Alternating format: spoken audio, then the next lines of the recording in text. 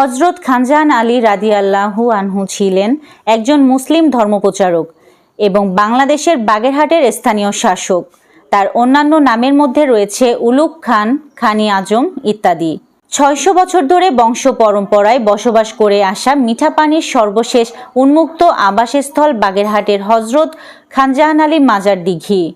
২০০ acre আয়তনের বিশাল এই দিঘিটি আধ্যাত্মিক সাধক, ধর্মপ্রচারক ও সমন্বয়ক হযরত খানজাহান আলী খনন করার পর যাতে কেউ দিঘির সুপেয় পানি নষ্ট না করতে পারে সেজন্য দিঘিতে একজোড়া মিঠা পানির কুমির ছেড়ে দেওয়া হয়। সেই থেকেই বংশ পরম্পরায় খানজাহান আলীর দরগার দিঘিতে এই মিঠা পানির কুমির বসবাস করে আসছে। বর্তমানে পুরাতন আমলের একটি পুরুষ কুমির সহ ২০০৫ সালের ২৪শে জুন ভারতের মাদ্রাজ থেকে আনা ৪টি মিঠা পানির কুমিরের ৩টি এই দিঘিতে রয়েছে। খানজাহান আলী দরগার কুমিরের রয়েছে দীর্ঘ কিংবদন্তির ইতিহাস। দরগায় দীর্ঘদিন ধরে চলে আসা দর্শনার্থীদের মুরগিই ছিল কুমিরের প্রধান খাবার।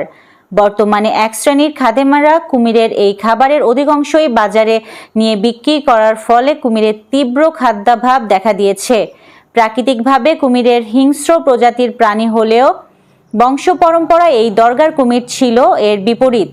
দর্শনার্থীরা গায়ে হাত বুলিয়ে অনেক সময় নিজ হাতে কুমিরের মধ্যে খাদ্য ঢুকিয়ে দিলেও কুমির কখনো কিছু বলতো না।